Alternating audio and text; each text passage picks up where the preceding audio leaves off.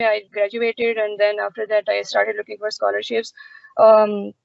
And लेकिन मसला ये हो गया कि 2020 में वो आ गया, कोविड आ गया, तो उसकी वजह से मज़ीद थोड़ा डिले हो गया. So then I finally after a lot of struggle I got Fulbright in 2020, और फिर उसके बाद पूरा एक साल चला in processing documentation. And then after that 2021 में अगस्त में मुझे आना था, बट फिर उसके बाद वो वीज़ा प्रोसेसिंग में थोड़ा सा टाइम लग गया. So I landed here in January 2022, and inshallah my degree will end in 2023 May. I have like 5 to 6 months. तो लेकिन अभी तक माशाल्लाह बहुत अच्छा एक्सपीरियंस है. तो right now I'm doing masters in biomedical engineering, and I have got like Fulbright scholarship. तो हमारा एजेंडा कुछ इस तरह का होगा कि मैं पहले आपको थोड़ा सा ओवरव्यू दूंगी कि हमारे लिए जो स्टूडेंट्स होते हैं, इंटरनेशनल स्टूडेंट्स, उनके लिए स्कॉलरशिप की कौन कौन सी अपॉर्चुनिटीज़ होती हैं. तो मैं थोड़ा सा उसके ऊपर टच ऑन इसलिए करूंगी क्योंकि ये तो आई नो कि it's this webinar is specifically related to Fulbright, कि उसकी एप्लीकेशन कैसे आपने उसको करना है सारा कुछ. लेकिन थोड़ा सा मैं आपको बताऊंगी इंटरनेशनल स्कॉलरशिप्स का, कि अगर फुलब्राइट ना सही तो आप और कहाँ कहाँ आप अवेल कर सकते हैं अपॉर्चुनिटीज़.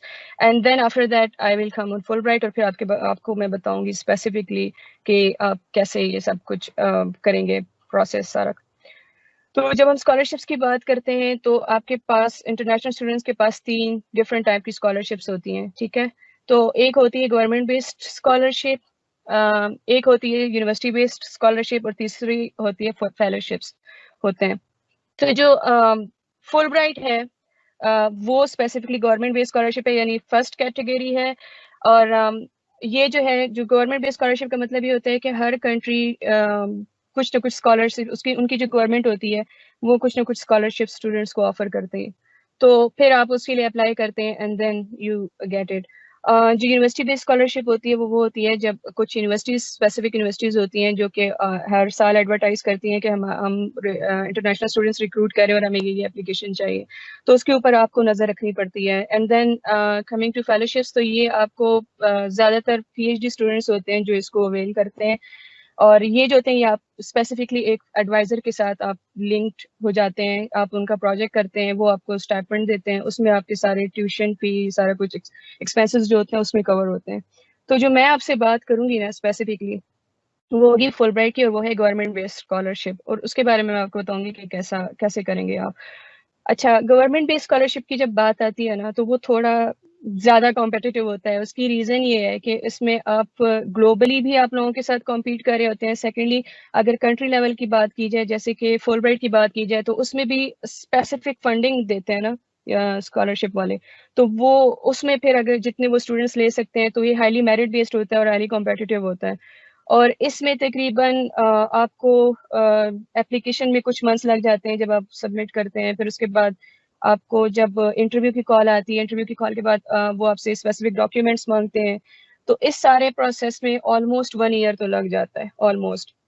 इसका मतलब ये है कि आपको उससे पहले से थोड़ी सी तैयारी शुरू करनी पड़ती है. और फिर लेकिन इनकी अच्छी बात जो मुझे बहुत अच्छी लगती है, जो लगी है while going through all this process, वो ये था कि इसमें कोई एप्लीकेशन कॉस्ट नहीं होती है आपकी. तो बाकी जो जैसे यूनिवर्सिटी बेस्ड स्कॉलरशिप है, मोर और लेस दोनों की, यानी ऊपर वाली कैटेगरी और दूसरी जो यूनिवर्सिटी बेस्ड स्कॉलरशिप है, दोनों की जो एप्लीकेशन प्रोसेस है ना, मतलब जो वो आपसे मांगते हैं डॉक्यूमेंट्स वगैरह, वो तकरीबन सेम ही होते हैं. फ़र्क यहाँ पे आ जाता है कि कॉम्पिटिटिव भी होते हैं, student specific number of students वो रिक्रूट करते हैं. लेकिन मसला यहाँ पे आ जाता है कि जो गवर्नमेंट बेस्ड स्कॉलरशिप होती है उसमें एप्लीकेशन की फ़ीस नहीं होती, लेकिन जो यूनिवर्सिटी बेस्ड स्कॉलरशिप होती है उसकी एप्लीकेशन फ़ी होती है. यहाँ पे आपको मैंने एग्जांपल्स दिए हैं. गवर्नमेंट बेस्ड में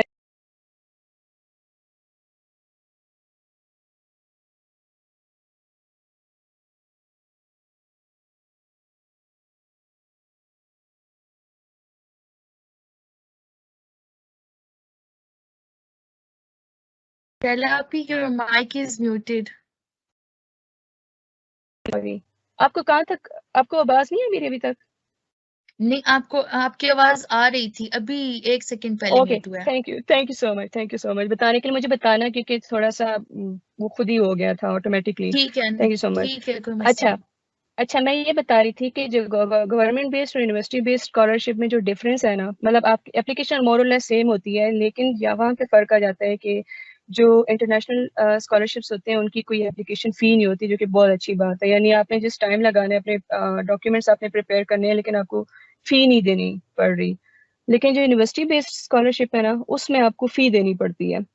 और इनकी जो फ़ी होती है वो $70 से ऊपर, मतलब आप $70 से शुरू हो जाए, ऊपर जहाँ तक जाती है 120 भी मैंने देखी है कुछ एप्लीकेशन फ़ी। तो वो यूजुअली स्टूडेंट्स अफोर्ड नहीं कर सकते, स्पेशली जो इंटरनेशनल स्टूडेंट्स होते हैं।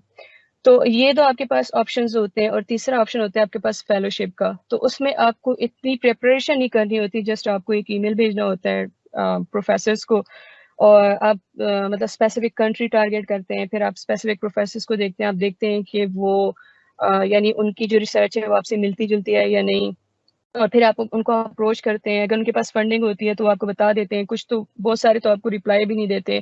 तो इसमें कंपटीशन तो नहीं होता, इसमें कॉस्ट भी नहीं होती, लेकिन इसमें मसला ये है कि इसमें डिपेंड करता है कि प्रोफेसर आप में इंटरेस्टेड है या नहीं, based on your skills and research experience. And दूसरा ये कि प्रोफेसर के पास मतलब फंडिंग है या नहीं है। तो ये दो बातें ज़्यादा देखनी पड़ती हैं। तो मैंने तीनों में अप्लाई किया था, तो आपके जो भी क्वेश्चंस होंगे hopefully I will be able to address them, but if not then specifically इंशाल्लाह फुलब्राइट के बारे में तो मैं आपको गाइड कर ही सकती हूँ कि उसका क्या प्रोसीजर होता है।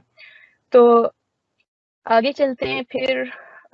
फुलब्राइट की अगर बात की जाए स्पेसिफिकली, तो पाकिस्तान में फुलब्राइट जो मैनेज करता है ना, वो United states educational foundation Pakistan, USEFP, एक ऑर्गेनाइजेशन है। इनका हेडक्वार्टर इस्लामाबाद में है, तो वो इसको मैनेज करता है।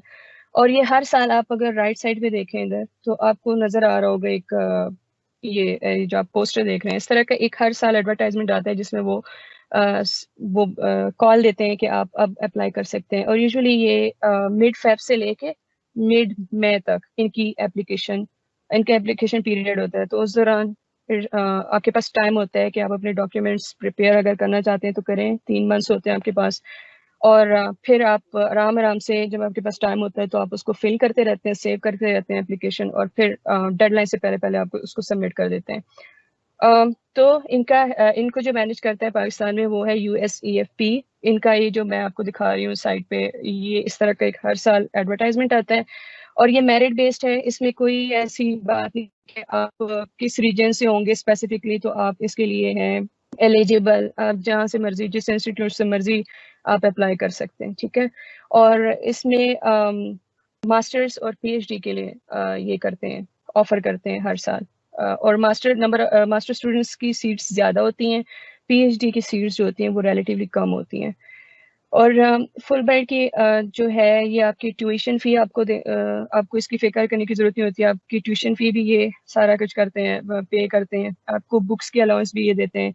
वीज़ा एप्लीकेशन जब आप सबमिट करते हैं तो उसकी जो फ़ीस होती है ये भी वही देते हैं।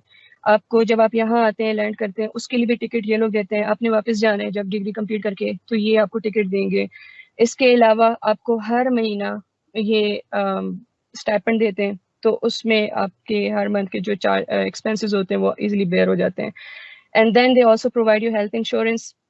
और जो एक अगेन बेनिफिट होता है यहाँ पे, US में हर यूनिवर्सिटी अपनी भी इंश्योरेंस देती है स्टूडेंट्स को, और उसको कहते हैं प्राइमरी इंश्योरेंस। और फुल ब्राइट भी एडिशनल आपको इंश्योरेंस अपनी देती है।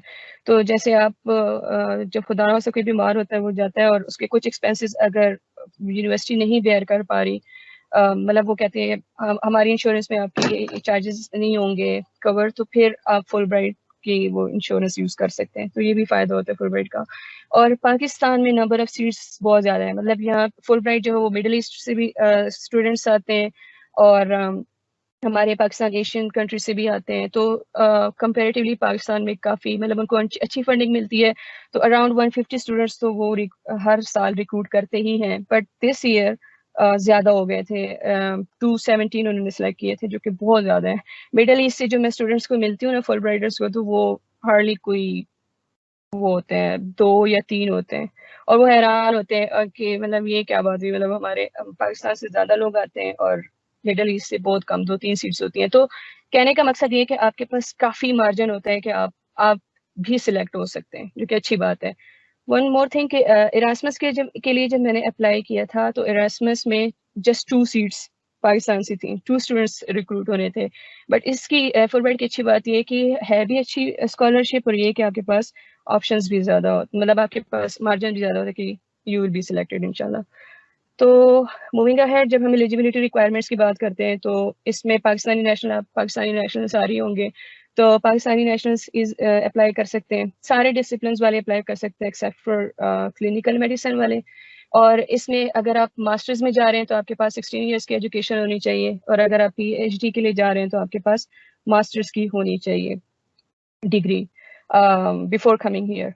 और इसके अलावा इस इनकी एक रिक्वायरमेंट ये भी होती है कि जब आप डिग्री कंप्लीट कर लेते हैं आफ्टर मास्टर्स और PhD, तो आपने वापस आना होता है एटलीस्ट फॉर 2 इयर्स। जैसे मास्टर्स होते हैं तो मास्टर्स वाले जब 2 इयर्स यहाँ पे गुजारते हैं तो वो 2 इयर्स जा सकते हैं, मतलब जाएंगे पाकिस्तान, वो वहाँ पे सर्व करेंगे, and then they can come back and continue, इधर कंटिन्यू देयर स्टडीज और do their jobs up to them. तो फुल ब्राइट की ये एक रिक्वायरमेंट होती है कि मास्टर्स के हों स्टूडेंट्स या PhD के हों, जितने नंबर ऑफ ईयर्स वो यहाँ पे गुजारेंगे उतने ही नंबर ऑफ ईयर्स वो वापस जाके सर्व करेंगे, and then they can come back and do their things जो भी वो करना चाहते हैं। अच्छा, आगे एप्लीकेशन रिक्वायरमेंट्स में आपको ये 1 बाय 1 कुछ चीज़ों से मैं ज़्यादा डिटेल में गो थ्रू करूँगी, और कुछ चीज़ों से मैं आपको जस्ट बताऊंगी कि जब आप एप्लीकेशन खोलते हैं पोर्टल में जाके तो आपको क्या क्या चीज़ें वो आपसे मांगते हैं। तो पहली चीज़, एप्लीकेशन जब आप स्टार्ट करते हैं तो आपसे पर्सनल इन्फॉर्मेशन मांगते हैं, नेम क्या है आपका, कहाँ से हैं आप, किस सिटी से हैं, और जेंडर क्या है, ये सब ठीक है, और सिटीजनशिप आपकी क्या है, ये सारा कुछ। दूसरा, कॉन्टैक्ट इन्फॉर्मेशन वो आपसे मांगते हैं कि आपकी परमानेंट एड्रेस कौन सी है। जैसे अब मेरा जो एड्रेस था ना वो डिफरेंट था, permanent address was different than where I was living, like mailing address was different and permanent address was different, so it totally depends where you are living and where are you from। और इसके अलावा आपसे phone number, emergency contact, ये सारा कुछ मांगते हैं। तीसरा जो CV वाला है वो मैं अभी आपको डिटेल में बताती हूँ, क्योंकि इससे हम थोड़ा डिटेल में गो थ्रू होंगे कि आपने CV प्रिपेयर कैसे करना है। फोर्थ, आपसे वो एजुकेशन पूछते हैं कि आपकी लेटेस्ट एजुकेशन कौन सी है। तो इसमें जस्ट अगर आप मास्टर्स के लिए अप्लाई करें तो you only need BS education, ठीक है, टू मेंशन। और अगर आप PhD के लिए जा रहे हैं तो आप मास्टर्स और BS दोनों के आप डाल देते हैं डिटेल्स इन एप्लीकेशन। एम्प्लॉयमेंट की जब बात आती है तो आप इसमें पेड अनपेड इंटर्नशिप अगर आपके पास है, जैसे कि मेरे पास जस्ट इंटर्नशिप थी, I did not have professional experience, तो आप इसमें इंटर्नशिप अपनी डिटेल्स डाल सकते हैं, और अगर आप जॉब कर रहे हैं तो आप उसकी भी डिटेल्स डाल देंगे। लैंग्वेजेस आपसे पूछेंगे आपको कितनी लैंग्वेजेस आती हैं। नेक्स्ट, टेस्ट स्कोर्स, तो टेस्ट स्कोर्स में at the time of application आपको जस्ट GRE चाहिए होता है, लेकिन जब आप सिलेक्ट हो जाते हैं, इंटरव्यू पास कर लेते हैं, उसके बाद आपसे वो टॉफल भी मांगते हैं। तो मैं आपको थोड़ा सा बताऊंगी इस बारे में भी कि आप कैसे कर सकते हैं। स्टडी प्लान को वो आपसे पूछेंगे एप्लीकेशन में भी, और आपसे वो सेपरेटली स्टेटमेंट ऑफ पर्पस मांगते हैं और रिसर्च ऑब्जेक्टिव मांगते हैं। तो ये भी मैं इंशाल्लाह इससे गो थ्रू होंगी, जो मैंने हाईलाइटेड किए हैं ना, ये मैं आपको इंशाल्लाह डिटेल में थोड़ा सा बताऊंगी। इसी एप्लीकेशन के अंदर वो आपसे यूनिवर्सिटी प्रेफरेंसेस मांगते हैं, जो कि ऑप्शनल होता है। यूनिवर्सिटी प्रेफरेंसेस मींस कि अगर आप बहुत इंटरेस्टेड हैं और आपने पहले से रिसर्च की हुई है, तो आप ये करेंगे कि आपके माइंड में कुछ यूनिवर्सिटीज़ होंगी, आपने देखा होगा कि आपके जो स्पेसिफिकली आपकी फील्ड है उसमें जो आप फैसिलिटीज़, रिसर्च फैसिलिटीज़ देखते हैं, या यूनिवर्सिटी के अगर आप रेपुटेशन से बहुत इंस्पायर्ड हैं तो आप वो भी डाल सकते हैं। और ये ऑप्शनल होता है, 8 टोटल ऑप्शंस होते हैं, अप टू यू, आप डालना चाहते हैं तो डाल दें। At the time of application it doesn't matter, लेकिन आगे वो आपसे दोबारा एक दफ़ा पूछते हैं जब आप सेलेक्ट हो जाते हैं कि आप कौन कौन सी यूनिवर्सिटीज़ प्रेफर करते हैं। तो उसमें आप अगेन आपके पास चॉइस होती है कि आप यूनिवर्सिटी नेम्स डाल दें, और फिर उसके बाद ज़्यादा ज़्यादा उसमें यही होता है, ज़्यादा केसेस में कि वो आपको उन्हीं यूनिवर्सिटीज़ में डाल देते हैं जिनमें आपकी प्रेफरेंस होती है। पासपोर्ट, हाँ, ये आपके पास होना चाहिए at the time of application, क्योंकि मैंने देखा है, मैंने ऑब्जर्व किया, स्टूडेंट से पूछते हैं उनसे कि मेरे पास पासपोर्ट नहीं है तो मैं अप्लाई कर सकता हूँ या नहीं। आपके पास पासपोर्ट होना चाहिए वाइल अप्लाइंग, ये बहुत इंपॉर्टेंट है, क्योंकि आई थिंक वो अपलोड करने को भी वो कहते हैं कि अपलोड करें। And then if you have dependents means के अगर आपके स्पाउस हैं, आप चाहते हैं कि वो भी आपके साथ आएँ, तो वो उनको फंड तो नहीं करेंगे लेकिन वो वीज़ा में सपोर्ट करते हैं। तो नेक्स्ट आपकी रेफरेंस भी आपसे वो डिटेल्स मांगेंगे कि रेफरेंस के नेम्स डालें, वो मैं आपको बताती हूँ, सीवी में भी वो कवर हो सकते हैं।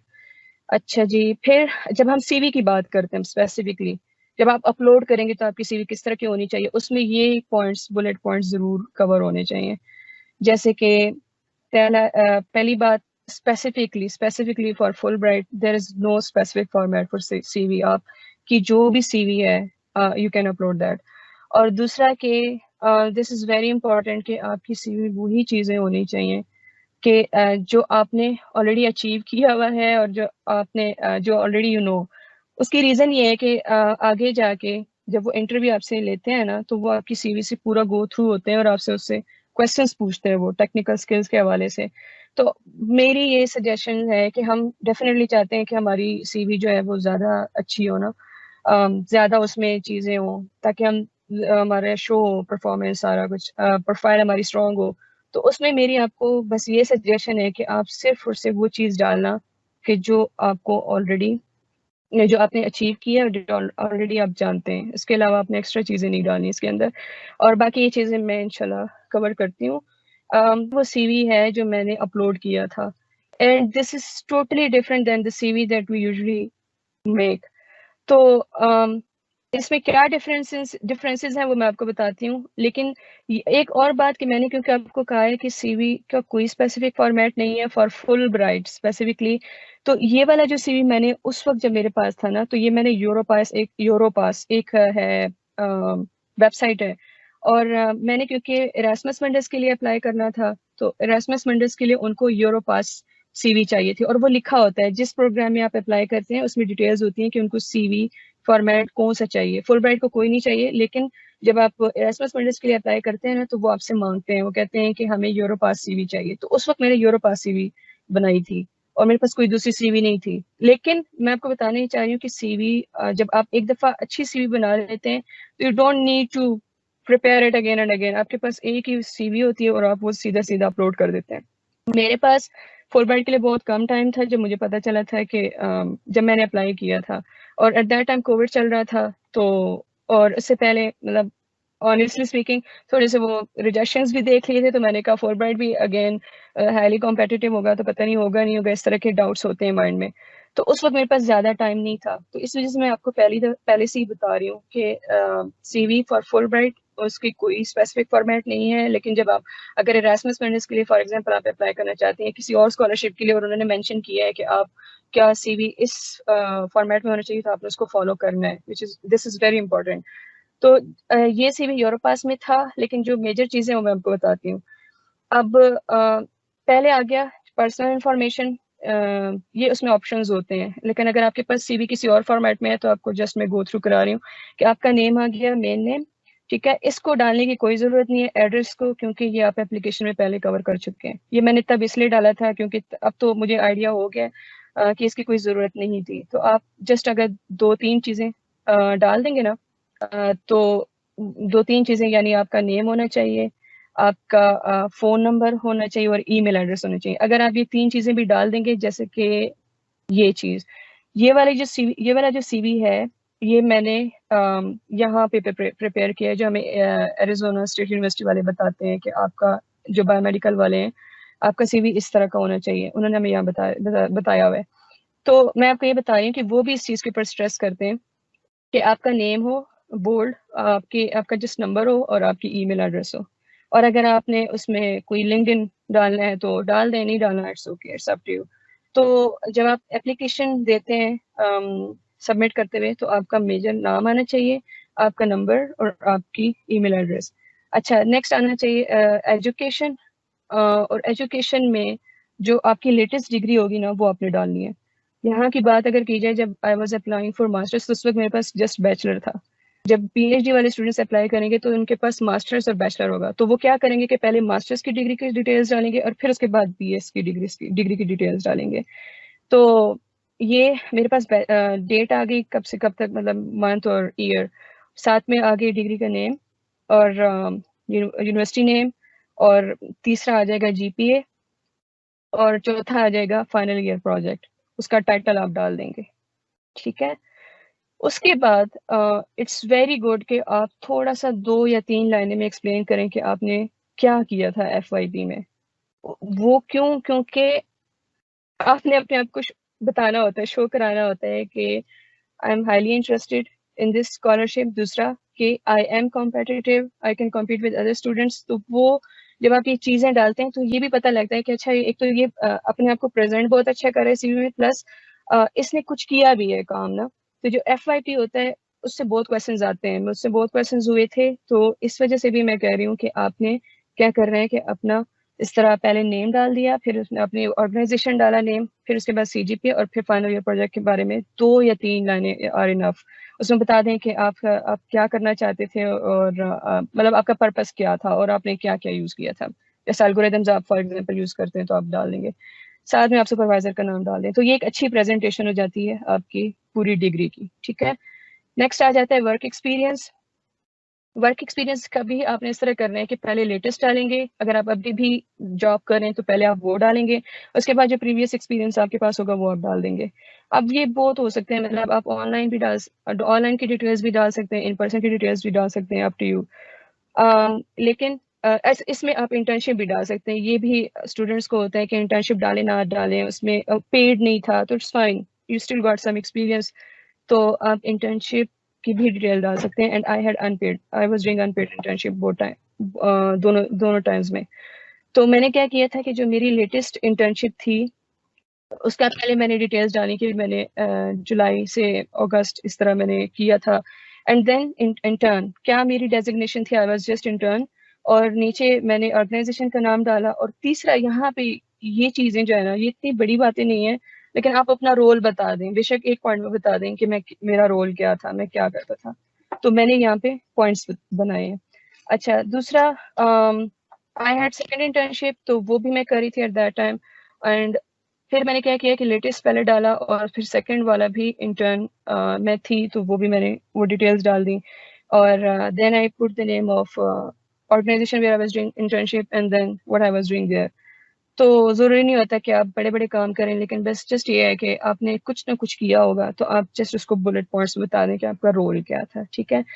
तीसरा, ये यूरोपा सीवी में ये था, लेकिन you don't need to put that, क्योंकि वो आपसे सेपरेटली भी एप्लीकेशन में टेस्ट स्कोर मांगते हैं। तो ये एक था, उसमें यूरोपास में एक ऑप्शन था, उस वक्त मेरे पास आइल्स था, मैंने आइल्स दिया हुआ था।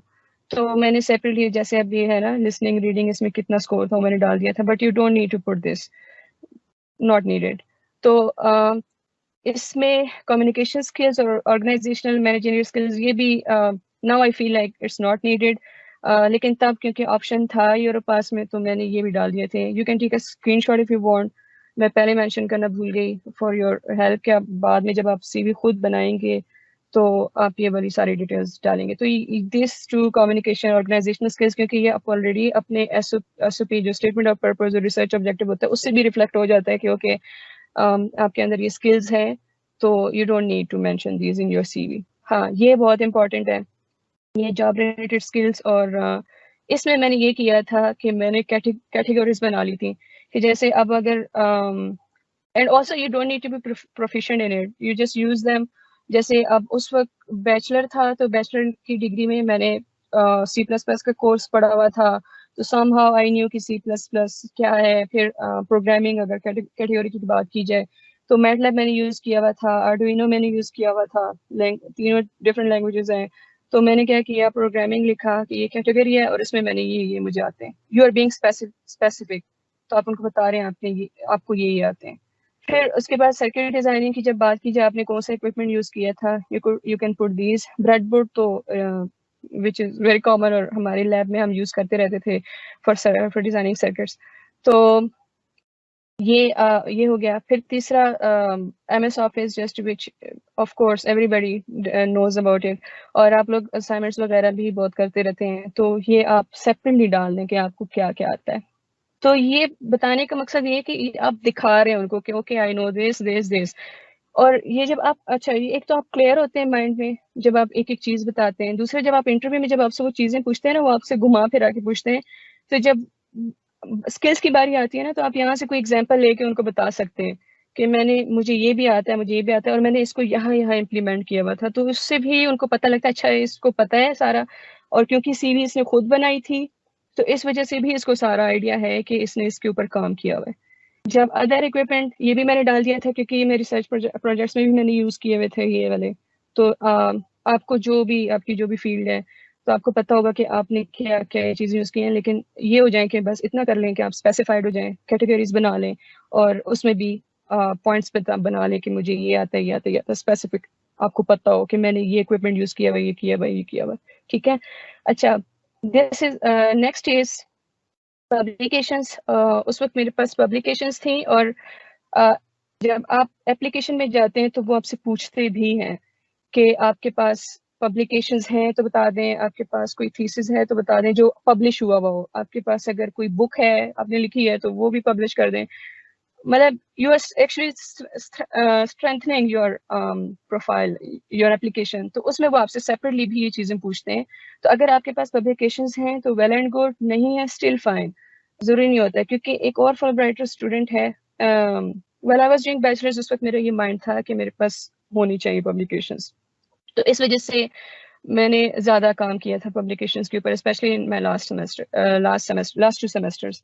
लेकिन अगर आपके पास पब्लिकेशंस नहीं है, it's still fine. It's not that you won't be selected अगर आपके पास पब्लिकेशंस नहीं है, क्योंकि मुझे पता है ज़्यादातर बैचलर लेवल के स्टूडेंट्स के पास पब्लिकेशंस नहीं होती। ठीक है। लेकिन अगर आपके पास पब्लिकेशंस हैं तो वो आप कैसे डालेंगे सीवी में, वो मैं आपको बता रही हूँ कि क्या होता है कि आप सबसे पहले ऑथर्स के नेम डालते हैं, जो जो आपका आर्टिकल में ऑथर है। तो मेरा इसमें 4th नंबर पे था इस वाले स्पेसिफिक आर्टिकल में। तो मैंने क्या किया था कि मैं 4थे नंबर पे मेरा नाम आ रहा था, तो मैंने उसको हाईलाइट कर दिया था ताकि वो उसको पढ़ सकें कि अच्छा इसका नंबर 4th नंबर पे था। हाईलाइट से ये भी होता है, पता लगता है कि एक ऑथर कौन, मतलब किस नंबर पे था, क्योंकि ये भी है, इससे भी इम्पैक्ट पड़ता है कि आप कौन से ऑथर हैं, किस नंबर पे हैं। और सेकेंडली ये कि उनको पता चल जाता है ओके ये नेम है यहाँ पे मौजूद है। ये तो ऑथर नेम्स आ गए। फिर आपका आ गया टाइटल।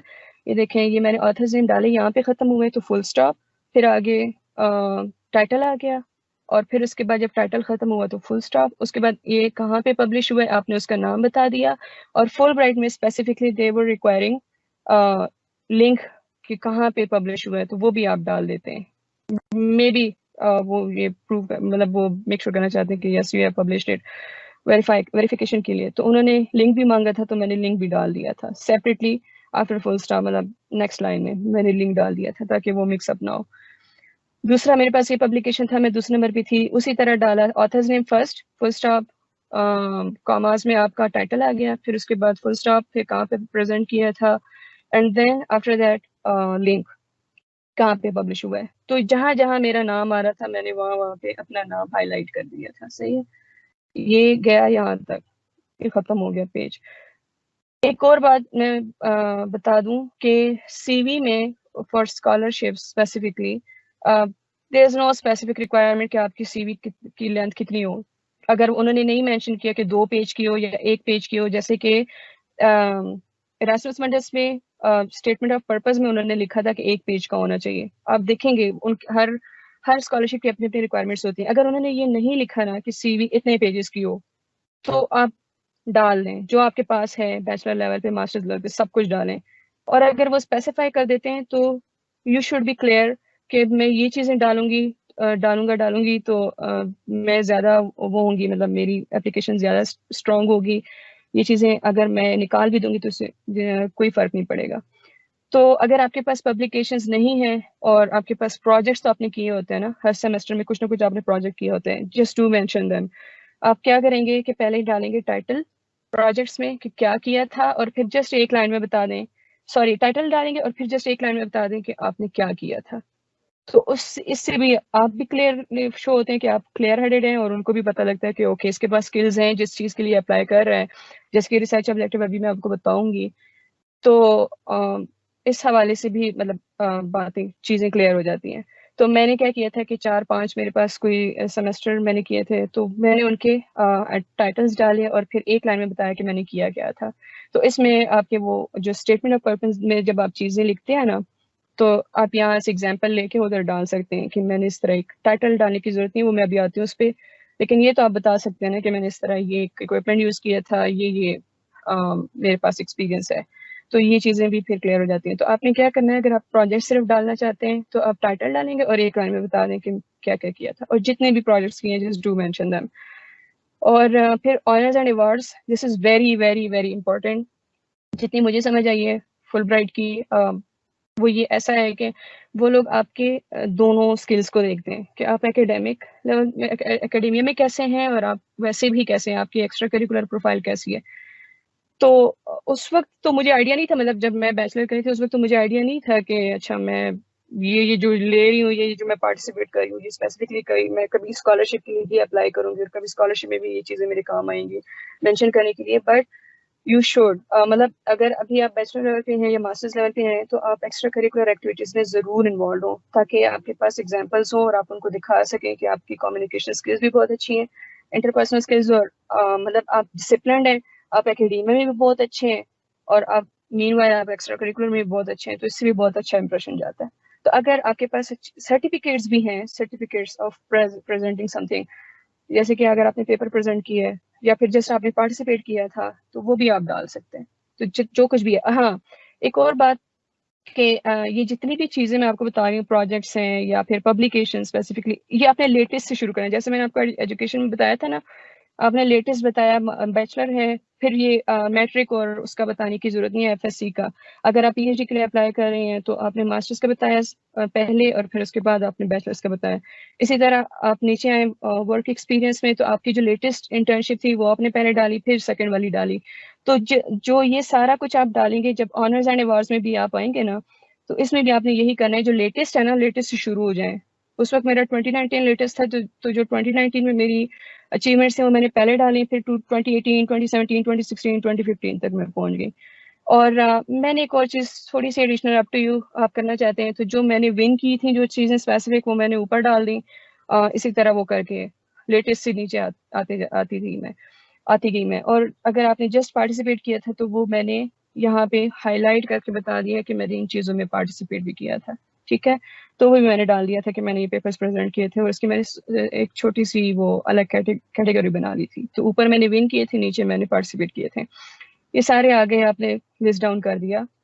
फिर उसके बाद रेफरेंसेस में उस वक्त तक I didn't know before applying for scholarships, हमें बताया जाता है कि आप रेफरेंसेस में जस्ट नेम्स डाल देना, लेकिन जब आप स्कॉलरशिप्स के लिए अप्लाई करते हैं तो इट्स गुड कि आप उसका जो भी आपके रेफरी हैं उसका नाम डालें, फिर आप उसका क्या है, डेजिग्नेशन क्या है उनकी, आप यूनिवर्सिटी है, ऑर्गेनाइजेशन है, आपका एम्प्लॉयर है, कोई खलीग है, वो कहाँ से है, मतलब वो कहाँ पे काम करता है, तो ये भी पता चलना चाहिए, और प्लस ईमेल उनका। ये चार चीज़ें ज़रूर मेंशन करें। तो आप इसका भी स्क्रीनशॉट बेशक अगर आपने लेना है तो ले लें। तो ये फुल ब्राइट के लिए 3 चाहिए होते हैं, तो मैंने ये तीनों के नाम डाल दिए थे, नेम, पोजीशन उनकी क्या है, यूनिवर्सिटी और ईमेल। ये चारों चीज़ें मैंने डाल दी थी।